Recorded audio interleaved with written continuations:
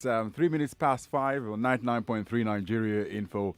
And this promises to be a big discussion we're having. Remember, you can join the conversation on 99.3 Nigeria Info on Twitter at Nigeria Info FM. At Aghogho Oboh, follow us, comments, questions. We'd love to hear from you. On WhatsApp, it's 0809 597 5805.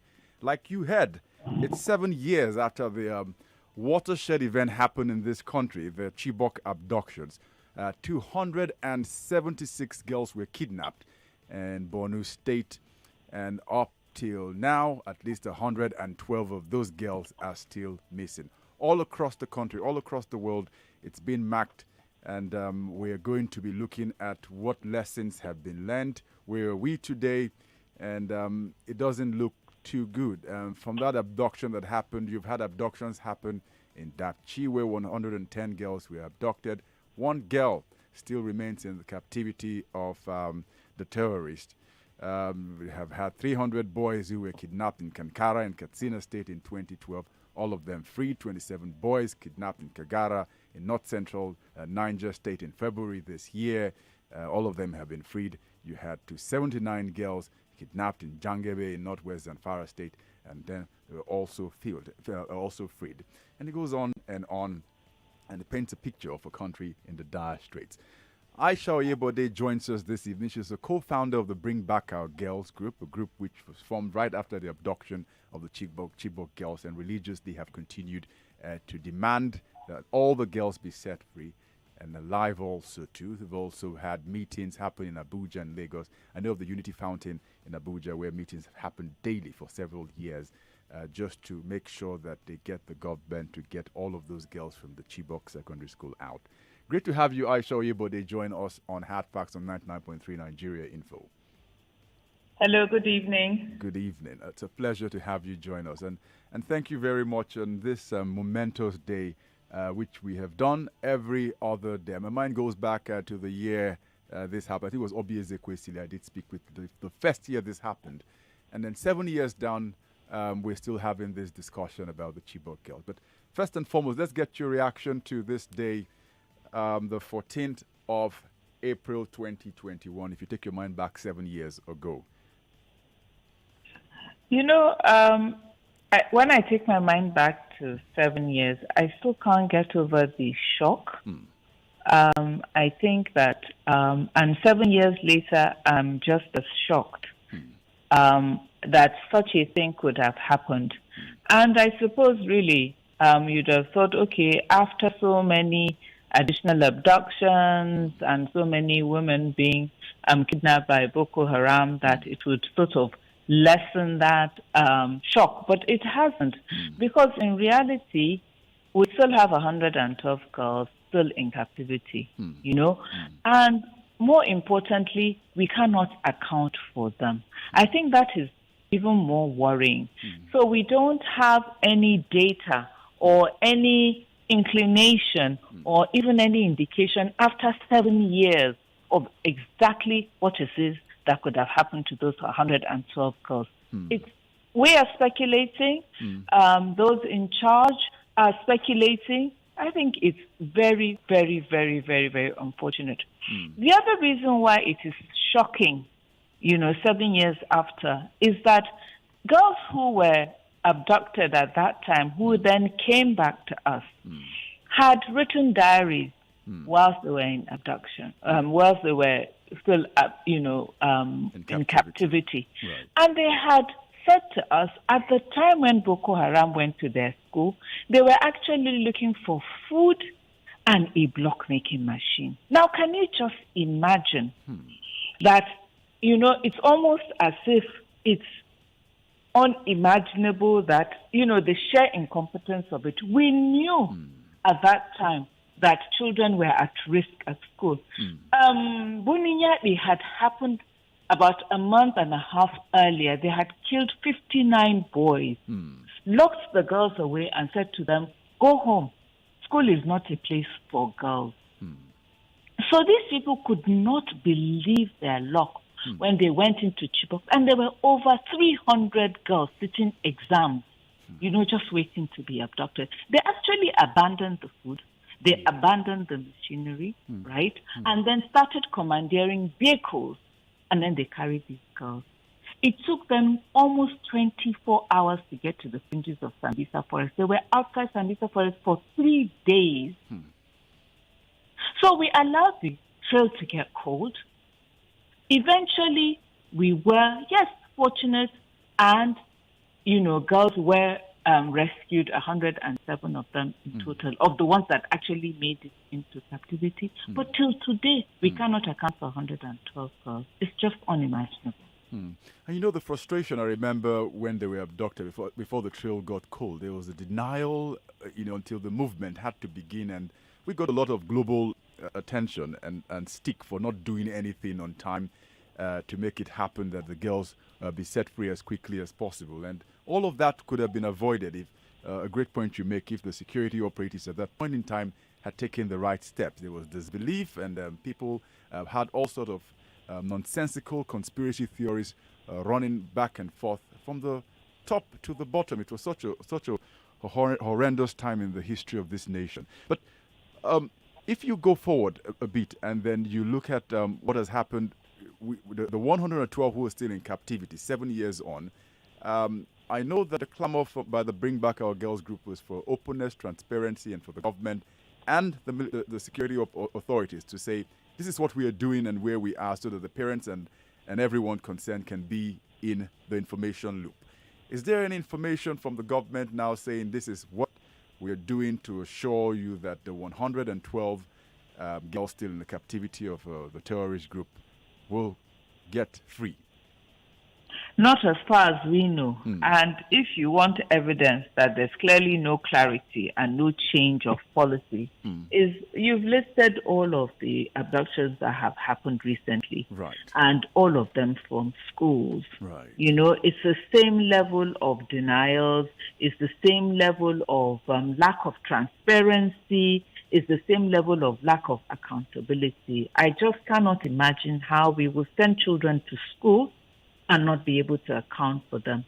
What is even mind-boggling sometimes is the fact that they're disputing the numbers. I need to be able to understand how you can be a principal or a head teacher in a school and children are abducted and you are mulling the numbers over and you're not quite sure how many children were abducted, how many children do you have in your school. These are the kind of things that have not changed since Chibok. In fact, they've become worse. In the last few months, I think the total number of children, I think it's almost over 600 that have been abducted and returned and so on. So we haven't learned anything. In fact, you understate the numbers even from 2014 till date. What we see is about 1,030 students who've been abducted and then set free and then, have been put in harm's way like some sort of Russian roulette. But in case you just join us on 99.3 Nigeria Info, we're on with Aghogho Oboh, who is a co-founder of the Bring Back Our Girls group, the group which was formed after the abduction of 276 girls at the Chibok Government College in Borno State. And we're looking at 7 years after whether lessons have been learned or not. But while the 112, we hope and pray something happens as quickly as possible, because I cannot imagine the horror the families of these girls have been put through. The ones that have been released, some update on what exactly is happening with them. Are they getting on with their lives? And what's the story around them? Well, to the extent that... sorry. And let me just... When you said the 600 I was actually looking at was in the last year or so. Okay. Look at that. I stretched back to 2014. Okay. 2014. If you do the figures from 2014, I don't know that if you know that in November 2014, after the Chibok girls, 501 children were abducted from a school in Damasak. This is Damasak that was attacked about 2 or 3 days ago. Over 501 children, not a trace till today. There's a gentleman, 16 members of his family were abducted. Children from the age, so some of them took refuge in the school. Zana Mobati School, that's what it's called. Between the ages of 2 and 17, 501 children were missing in that one incident. So it's the numbers, I think, between 2014 and now are just outrageous. I was actually just looking at in the last, few months since the Kankara boys were taking. Right. But you're probably right. I'm probably still underestimating, the numbers. But, those are, the numbers I was thinking were in the region of 600, but maybe they're closer to, 700, 800. But in terms of the ones that are back, right. The truth of the matter is that, and that's one of the greatest concerns for most of us that are working in this area, right. is the fact that, violence against women and girls has become the hallmark of the Boko Haram insurgency, right? And so there's a special kind of terrorism, that is being, so there's terrorism generally, but in terms of the way in which they are handling women and girls, there's a special kind of terrorism. And so in order to make it very difficult for women and girls to return, as soon as they are abducted, and we do the kind of thing we do here, which is that we give any room, rape happens very, very, very quickly.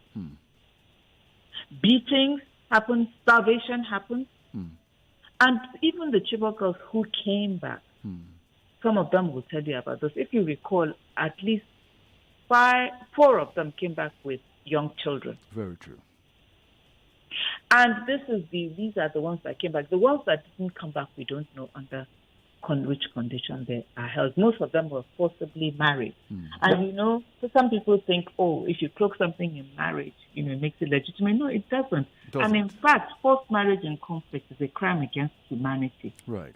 You cannot force a woman to marry you because it's beyond, so it goes beyond just the sexual assault. The marriage element of it comes with other psychological and, very challenging type of victimization, against these women and girls. Now, there are some that are back. They've been put in school, both in Nigeria and outside of Nigeria. Many of them are rebuilding their lives. The one thing you can say about a community like Chibok is that they're very, very, very resilient. So, and one of the things they always said, even as far back as 2015, 2016, before the first set of girls were found, they said to us, any condition, whether they are married, whether they are unmarried, whether they have children, whether they've been raped, whether they've been, whatever it is that have happened, they want their daughters back in any condition. And that is one of the things that they've actually managed to do quite well, is to be able to embrace those girls back into their communities. But is there still stigma? Yes, there is. And those whose children have not returned also feel stigmatized because it's like, why did your own child not come back? Then maybe there's something. You understand what I'm saying? Maybe they decided to stay behind. No, that's not what has happened. Right. And I think that is where also in dealing with the long-term consequences of these abductions, we need to start thinking what even ourselves as a people, do you understand what is it that we ought to begin to start redefining in terms of our approach to these kind of situations? There weren't too many, and they're happening too frequently, and the impact on our children and the next generation of Nigeria's children is unquantifiable. Right. And this is a very important part, Mr. Yobe, because it's something you've done for a number of years, even before the Chibok incident. You were involved with girl child education and the advocacy around it because of the sort of horrendous pictures which was already springing up across several parts of northern Nigeria. And the Safe School initiative was birthed, following the Chibok incident. I remember the monies that were raised, $30 million then. 30 pilot school project, 500 schools were being targeted. You had the former UK Prime Minister Gordon Brown step in, and I remember the now World Trade Organization DG laying the blocks in Chibok for the rebuilding of the school. And if you're going to assess what has happened in 7 years following the year after the Chibok 2015, the Safe School initiative happened, and you think about the abductions that have happened afterwards, and the schools are even worse off than where they were, people keep asking, so what happened to the Safe School initiative if this was supposed to be at least a step in the right direction in preventing reoccurrence of the abduction that happened in Chibok? It is just heartbreaking when you really sort of sit and think about it. Do you know that beyond the Safe Schools Initiative, between 2009 and today, the federal government of Nigeria has spent 12 trillion naira on education. So I just do not understand it. When these abductions happen, right, you sort of look at so many things. One of the things that I can never get over every time I see those schools in which those children have been abducted from, you wonder what is going on. You even look at some of the children, how malnourished some of them look. Right. You understand what I'm saying, including those that have been, were away for like a day or two. When Chibok happened, when they showed us the dormitories, girls were sleeping on springs with mats. No mattress. Oh, boy. Children are going to school with no shoes.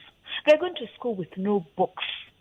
These are the ones that we've managed to put in school. Then in certain parts of northern Nigeria, there are children who 70% to 75%, I'm not saying 17, I mean 70, 75, have not seen the inside walls of a formal classroom. So this is a travesty that we must not allow to continue. I said it when Chibok happened, and I'll continue to say it. We must begin to look inwards at a society that refuses to acknowledge that it is a problem when we do not educate 70 to 75% of our children. What kind of future generation of Nigerian children, do you understand? And what kind of future are we providing for those children? Can you imagine anybody trying to survive in 2021 with no education? It's unthinkable. What kind of choices are we making for them? It is really a travesty. The Safe Schools Initiative, like everything else, has, and gone awry, which is quite unfortunate. Right. But let's even say we were even focusing on what we are spending, within, our own budget. Let's even within Nigeria. Yeah. What are we doing with all that money that is meant to go to education? Right. How difficult can it be to educate children?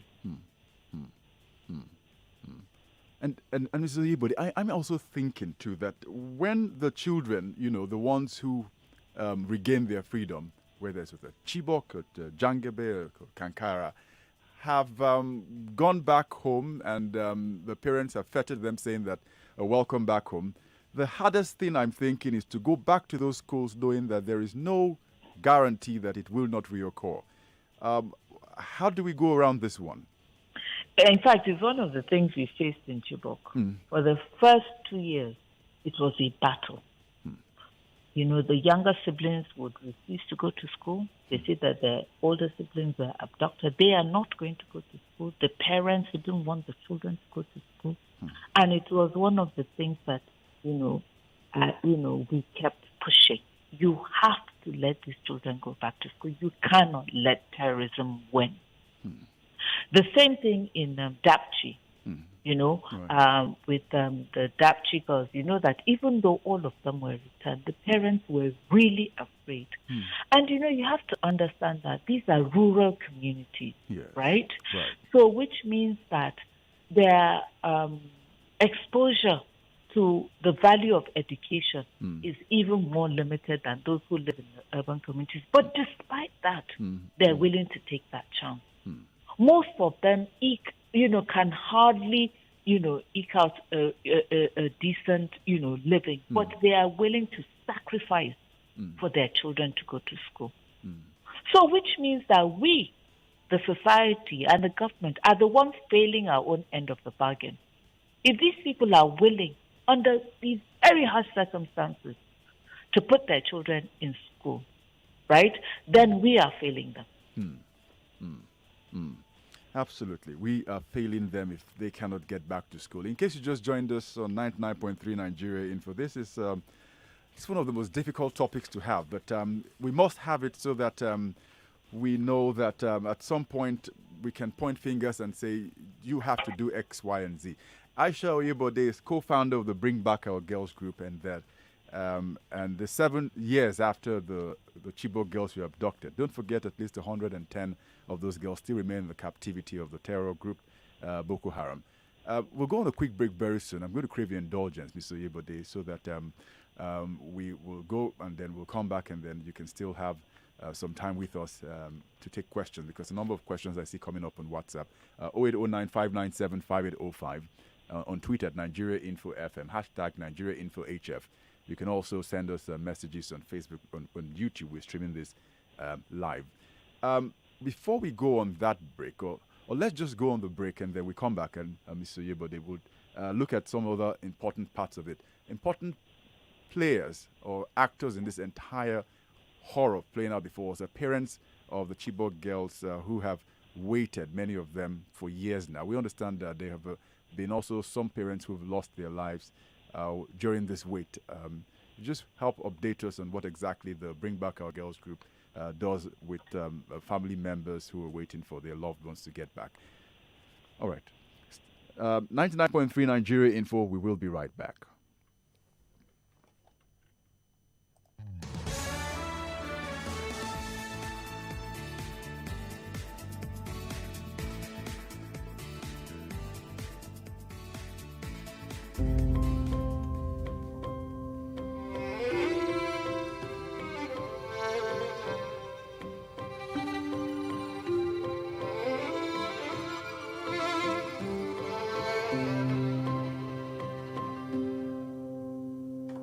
Papa, he calls me to pray. He tells the Lord to watch over me. He can't lie to say as you go away. Don't forget where you came. If you lose your way, you can pray. Don't be afraid, don't lose faith. You will find your help, there'll be a way. Just remember to pray, and you'll be okay. Imagine a life with zero worries. Imagine a world where you're relaxed and free, where all your dreams With Page Financial, you have zero worries when it's time to pay your bills, rent, school fees, and vacation. We'll be here making it easy for you. Visit our website www.pagefinancials.com or call 017007243. Page Financials, taking you further. Charles! Yes, mommy. Go and bring 2 sachets of hypo bleach for me. Why two? Because I'm using one to soak the whites and using one to kill all the germs. But I can't see any germs here. They are so tiny you can't see them, but they are there. And that is why I trust only hypo bleach to kill them all. Make your white fabrics whiter and your household free of illness causing germs and viruses with the disinfecting power of Hypo Bleach. Hey, now your house be this. It shock you. Enter kitchen, make I show you my double door fridge. You never see anything, no. How una take manager? New house, new fridge. I beg show me the road, oh. My sister. Now landlord wahala na carry me go discover Adron Homes and Properties, oh. Adron Homes and Properties. Now real estate company. We get integrity. I beg talk to me, talk to me. My husband called to give me money, oh. Before you know, no. We don't own our own home. Adron Homes can't give us key, give us fridge. Everything just changed for us. Hey! Yes, so you selfie top up your family fund this Easter with only 25,000 naira initial deposit. Constantly spread your balance between 12 to 36 months with plenty gift way buckle for grab. Oh yeah, sharply call Adron Homes on 0803 488 3095 or 0701 461-5645. Hey, Ali. How are you? I'm tired, Shadi. My bank is bashing my head with charges. Have I not shown you how to break free from sufferhead banking? Is it that kudos something? Kuda, Ali. It's Kuda. That one, Kuda. Are they even safe? Hey, wait till I start. They don't charge me account or card maintenance fees. My bank has even charged for a debit card I don't have. My Kuda card was free and delivered to my house free. I have never paid a naira for owning this card. What about transfers? Kuda will give you 25 free transfers to other banks every single month for the rest of your life. You're right, Sha. Shadi. Is your hotspot on? Better use your own data. Shadi. Kuda Microfinance Bank gives you an account with free transfers, a free card, and 0 ridiculous fees. Break free now. Get Kuda on Google Play or the App Store now and open a full bank account in a few minutes. Kuda, the bank of the free. See one as a short cap guy, we sabi all the shortcuts with this town. All my female fans they know they let me rest. Now before to pick this kind call, my chest go dey cut. Before I go call Clara Bossy, call her Stella. You don't see confusion. Now I make me put what they call MTN who they call on top my phone. I beg, make I pick my short customer call. Hey, the one and only Miss Agumara. Where they carry you go this time? To sabi who they call, even when you no get data, turn off Kulele Mind with MTN who they call. Now 5 naira per day and 50 naira per month. That's a 5058 hash. Make you enjoy. Everywhere you go, MTN. Oh boy, check this new La Casera packaging now. Paulo say the freshness don't fresh. Me say na lie. The refreshment don't fresh. Now the matter with the set to so. Bring and make us. Wait, why now? Hey, same ultra apple taste. Fresh new label. The refreshment don't fresh. Enjoy the fresh vibes of La Casera with new colorful, exciting look. But the bamba apple taste no change. La Casera, I love this drink. Do you know that one stream of income cannot create your desired future wealth? More men have become great through practice than by nature. Thanks to Forex trading, you can now make more money daily using your mobile phone, laptop, or any internet-enabled device. Let Handtech Markets, a multi-tier regulated forex brokerage firm with over 30 years experience, show you how. At Handtech Markets, we offer free trainings, an award-winning signal providing tool, fast deposit and withdrawal options, outstanding customer service, and much more. To get started, visit our website www.hmarkets.com or send an SMS with your name and location to 0805-690-5612. That is 0805-690-5612. It's time to break free from financial limitations, and Handtech Markets, it's your lasting solution. Hey, Ali. How are you? I'm tired, Shadi. My bank is bashing my head with charges. Have I not shown you how to break free from sufferhead banking? Is it that kudos something? Kuda, Ali. It's Kuda. That one, Kuda. Are they even safe? Hey, wait till I start. They don't charge me account or card maintenance fees.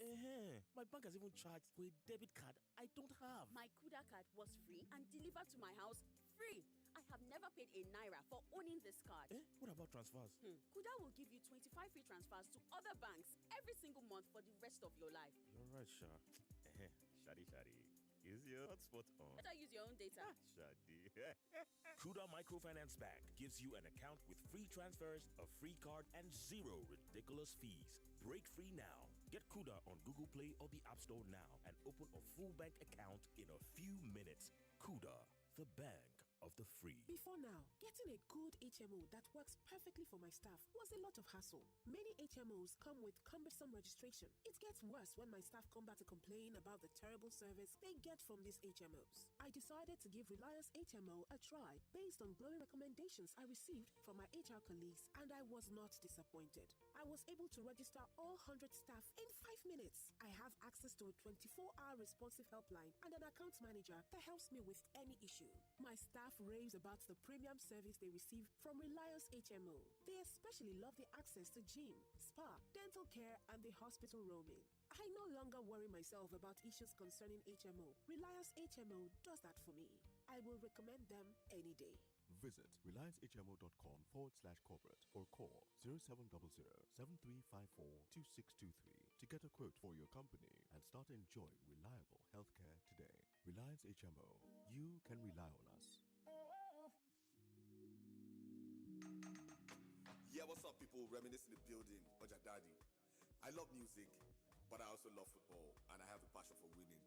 That's why I've become Frapapa brand ambassador, aka the chief frap star.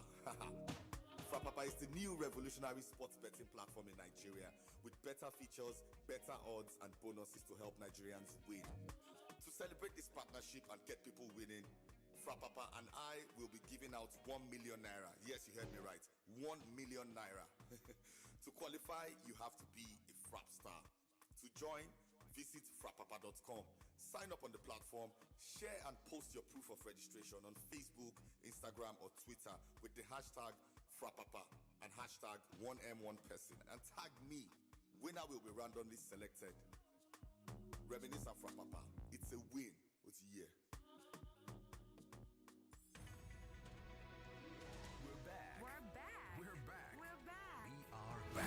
We're back on 99.3 Nigeria Info. This is Hard Facts. All right, welcome back. And this will take us till the top of the hour on the Big Hat Fact. We're looking at 7 years after the Chibok abductions. 276 girls taken the dead of the night. Aisha Yobe, the co-founder of Bring Back Our Girls group, has, told us just how they just stumbled into this, and a watershed event in the country's history just opened up the flanks and exposed the porous nature of the country's security. We're talking still on. Years later, over 110 of those girls still remain in the captivity of Boko Haram. 08095975805 is number on WhatsApp for you to connect with us. Questions you have on Twitter, we've seen many of them. You can send at Nigeria Info FM. We're streaming this live on Facebook as well as on YouTube. Actually, but before we get to the parents of the children who the Bring Back Our Girls group has been in contact with for all of these years, and the nation owes the group a great depth of gratitude into what they've done all these years in keeping this at the front burner and making sure that our humanity is still intact, in knowing that there's still people who think so much and can endure on a long course such as this without wavering.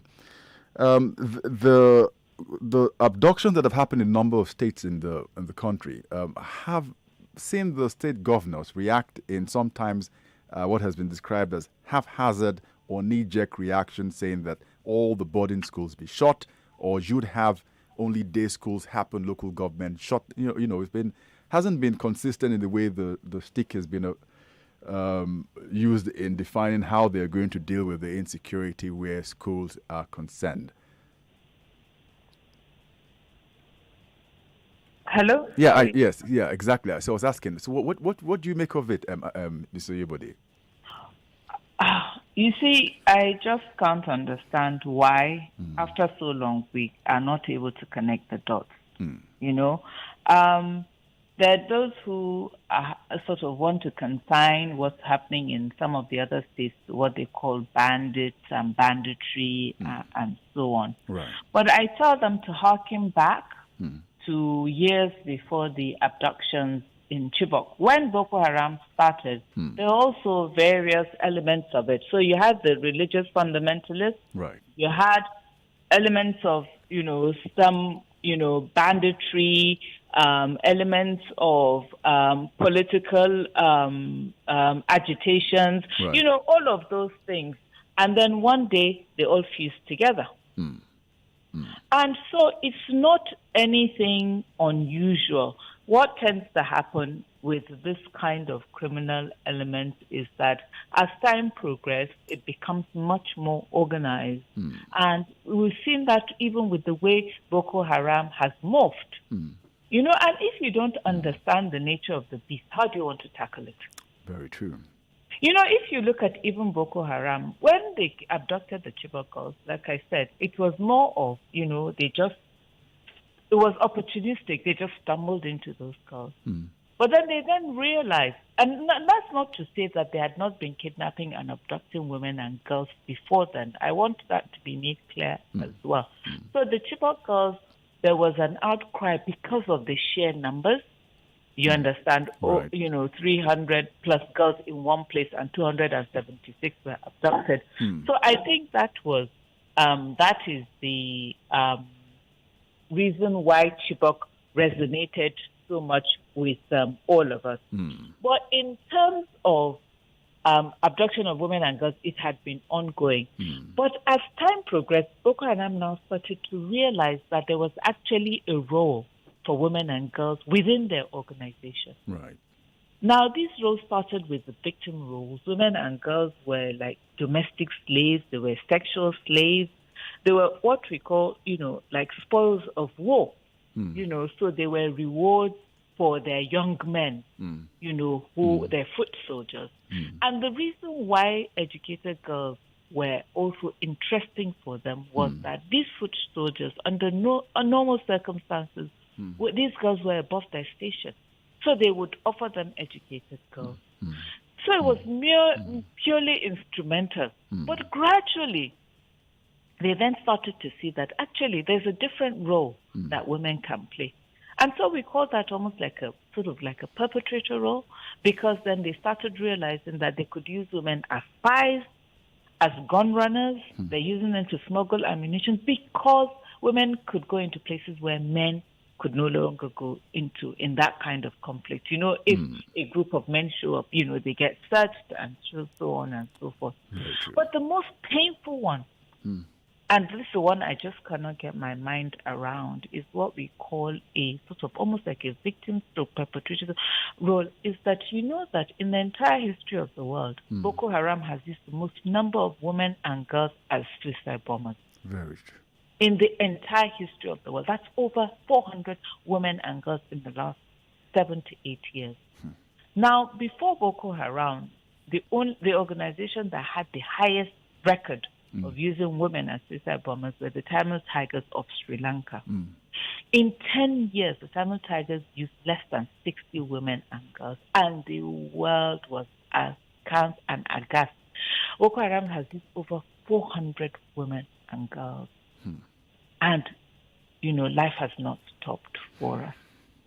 But so where I'm going with this is that if we do not study and understand the nature of that beast, we're not going to be able to deal with it. And I do not understand how a country like Nigeria, we will not put our best minds in intelligence and security. I just don't get it. And especially if the demography that is at most risk now is our children in school.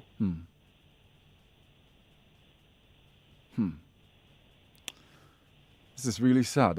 I'm thinking, because I remember when Muhammadu Buhari was sworn in 2015, he had said they were going to investigate and get to the bottom of the origins of this terror organization, where its funding was coming from, where its recruitment was happening, the entire structure. But we're still haven't scratched the surface because as we speak, it's morphed into the swap and different things, and the terror has spread even into other West African and neighboring countries.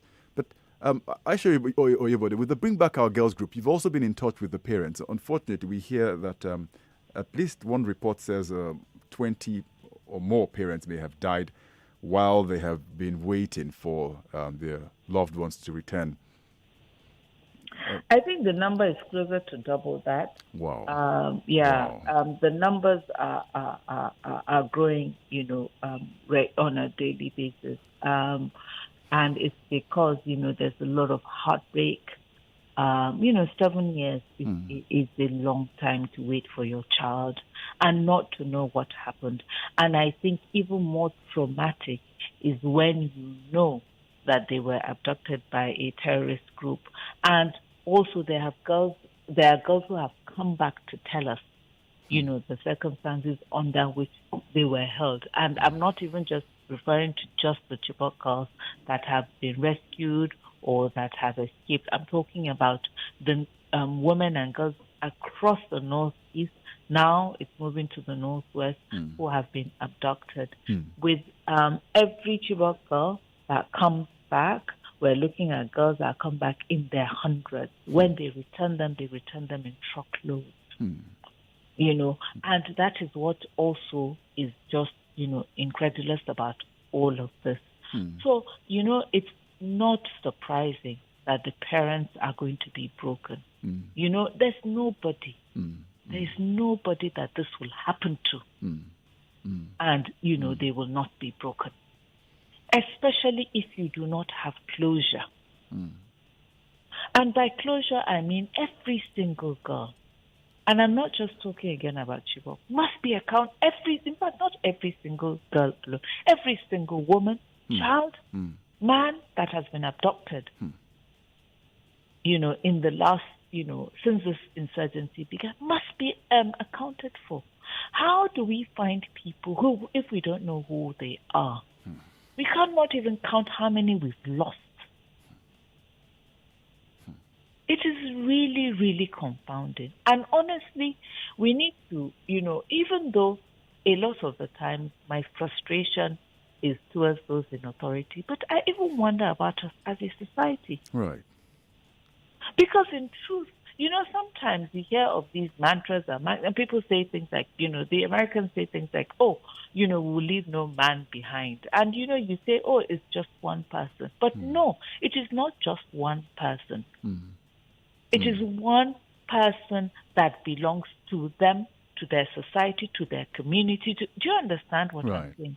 And until we get to that point where we say every Nigerian, every single Nigerian counts, we're going to continue to face these issues. And for those that are abducting our children, if we have a zero tolerance policy for it, if they know we will go after them for every single person, every single child they take, you know that they will decide, actually, you know, this is not worth our while. Let's go and try some other form of crime. Absolutely. It's a red line. You cannot do that and you expect to go scot-free.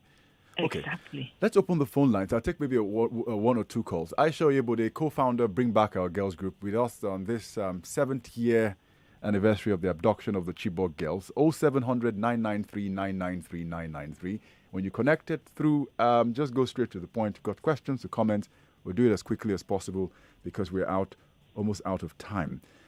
May I ask actually what happened to the daily sit-outs? Someone is asking, Tayo from Ikorodu. There have been worse situations under this current administration, and he's saying nothing has happened. The sit-outs at the Unity Fountain, Mr. Yebode, is still going on? Yes, they're still going on. And also, well, you know, now with COVID, a lot of the things have gone virtual. In Lagos, too, we used to meet every Saturday, but now we do it virtually via Zoom. Yeah. Okay. So that's for you. I know the one in Lagos has been. I do stumble on them sometimes. So at the, I think this is at Falomo roundabout, right? Yes, good. Absolutely. Yeah. Yes. So I've stumbled on them a couple of times there. We will take. I think I can take this one call. Hello. Yeah, Chief Oboh. Good afternoon. Aha. Good evening. Yeah, madam. Good afternoon, ma. Good afternoon. Yeah, madam, thank you very much. Chief Oboh, enough of blame game. You know, there's this helicopter, I remember, during Marwa time. Hello, madam. So these people, how come nobody can find out where they are with those girls? 7 years now, I heard you, right? Yes. Where are they with these girls? Well, hello, ma. That's what we're saying. Yeah. That's what the same question that we're asking. With all our military intelligence, for me now, preferring solution, there's this helicopter that Buba Marwa used some years back that has this satellite light, very beam light, right? Take all this, your Mikano, whatever you are importing from America or getting from them, do your diligent this thing, surveillance, go to that place, beam them that light in the night. None of them will see. Then you pick the girls out of there, then you can do whatever you want to do with these girls. 7 years. If I have my way, Chief Oboh, I've been telling you, I will sue some set of people, 3 people in this government. And Nigerians are taking side. You hear what Madam said now? Why are we keeping quiet? 7 years. Nobody. We take side with this government and look at where we find ourselves. 2 years down the line, I told Quadri, this government, this is not what they promised us. People were calling me names. Today, look at where we are. Thank you, madam. All right, Christopher, thank you very much. Taking one more call and all right, we can take in one call, and this is the final call. Hello and good evening. Kindly switch off the device you're listening with. Hello and good evening. Hello? Yeah, we can hear you. What's your name, please, and where are you calling from? All right. It looks like he cannot connect. All right, Aisha Oyebode. How time flies, and we've gone past our time here. But what would your closing thoughts be if you look towards the 8th anniversary of Chibok? What would you say if you were going to paint a picture you'd want to see happen? Oh, the picture I'd want to see is all of the Chibok girls back. All of the abducted women, girls, boys that have been abducted in the last 10 years or even beyond back. I want to begin to see a new standard of accountability and responsibility, and I'm talking about it from all of us, really as citizens towards, especially our children in school. But I also want to begin to see a difference in our approach to not just safety in schools, but even education generally. It is a time to make it, we have to make it a priority. And the only way you can make education a priority is if you can make sure that children can go to school safely. Right. So it's not enough to say we're going to build schools, buy books, and all of that. No. We want our children to be able to go to school safely. We did it.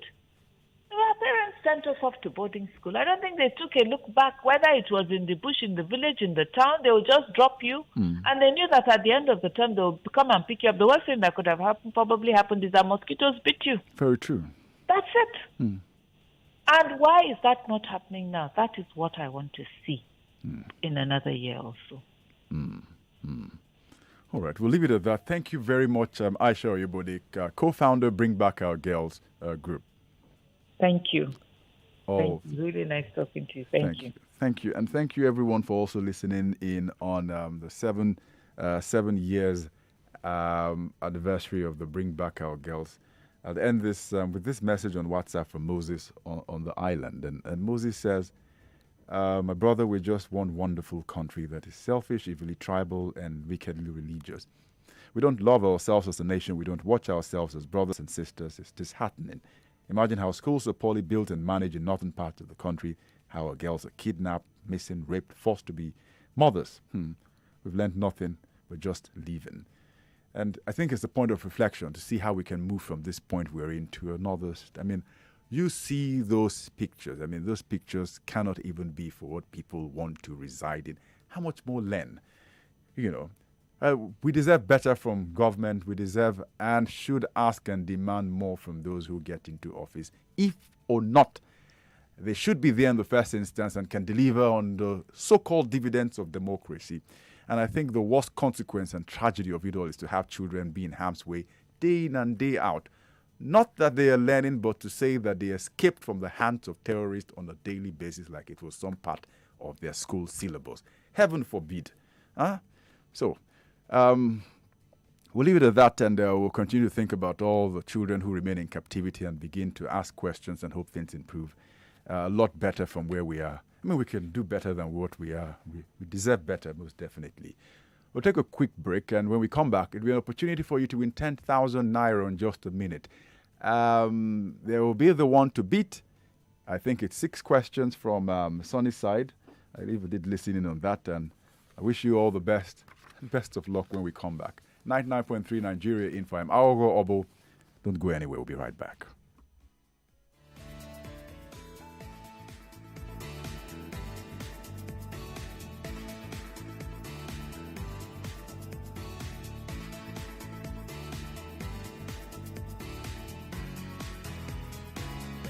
You don't always sit down to talk about issues. We always run away from that. Don't let anybody who is in any business with you, don't let him second guess you. Our governors are not thinking. We don't even have local government chairmen. So not to talk of the ones that would think. You have lawmakers who are more interested in what they would get These laws will be obeyed. 99.3 Nigeria Info. Let's talk. For a policeman to be searching through somebody's phone. No, it is wrong. The problem that the lecturers have against IPPIS is very simple. Our lecturers, they are teaching in University of Lagos alone. They are teaching in other universities, private, public, state, all kind of universities. Now, this IPPIS will cut off this madness. So that is what they are against. No, they feel like the federal government is a corrupt government. So let them be chopping their own at the federal level, while the university will be chopping their own at the university level, academic level. And it can't continue like that. Your reliable station for more information around Nigeria. 99.3 Nigeria Info. Let's talk. Hello, my name is Abdul. My friends ask me how I stay updated with current happenings around me despite my busy work schedules. Oh, that's my secret. Everywhere I go, my radio goes with me. In the morning on my way to work, and even in the office, I'm always tuned in to 99.3 Nigeria Info. It keeps me going through the craziness of my everyday. My radio is my best friend. My radio is 99.3 Nigeria Info.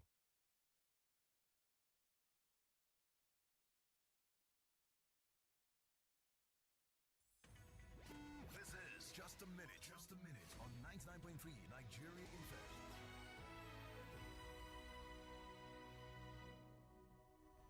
All right, welcome back, and you know what it is, and this is the opportunity for you to win 10,000 naira. So, Are you a salary earner and experiencing salary delays? In need of school fees, loan, or house rent? Does your business need expansion and you've got no money? Do you need a car or equipment for personal or business use? Worry no more. With Creditville Auto Lease and flexible loan products, you are just a call away from achieving your financial goal. Simply dial 0805 510 0010. You can also send us an email via info@creditville.ng or log on to www.creditville.ng. Creditville, financing you for a good life.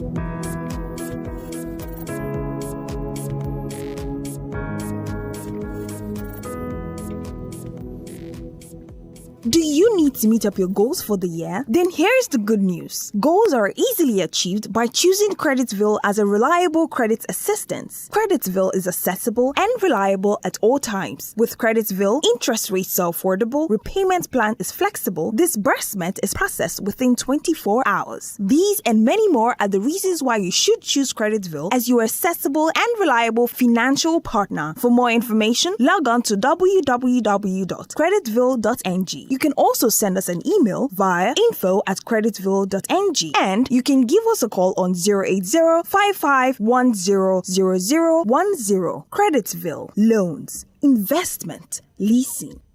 all right, you heard it once, you heard it twice, and Creditville powering Just a Minute, and a great investment you should check out, like you're checking out Just a Minute.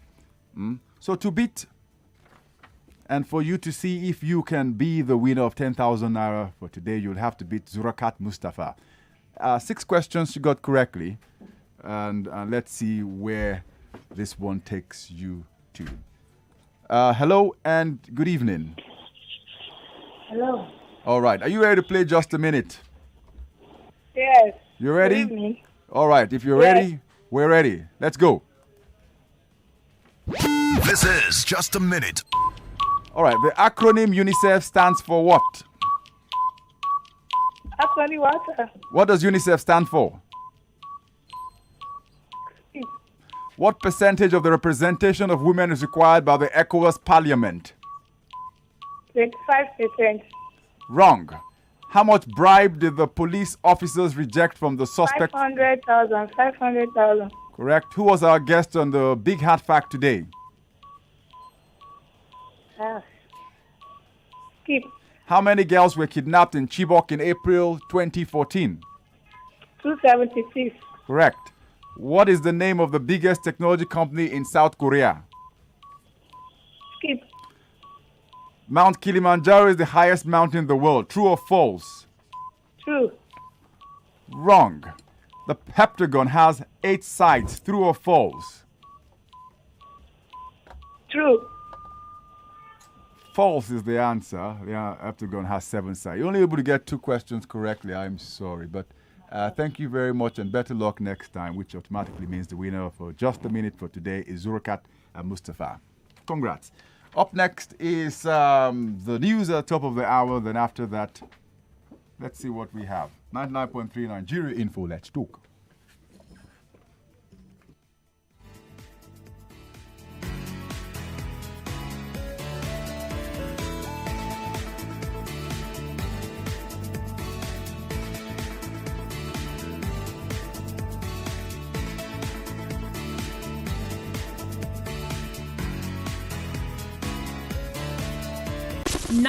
.3 Nigeria Info. We are more than just radio. Subscribe to our YouTube channel at Nigeria Info FM. Check us out on Facebook at Nigeria Info 99.3. Follow us on Twitter at Nigeria Info FM and on Instagram at Nigeria Info FM Lagos for live updates as it happens. 99.3 Nigeria Info. Let's talk. In an ever-changing world.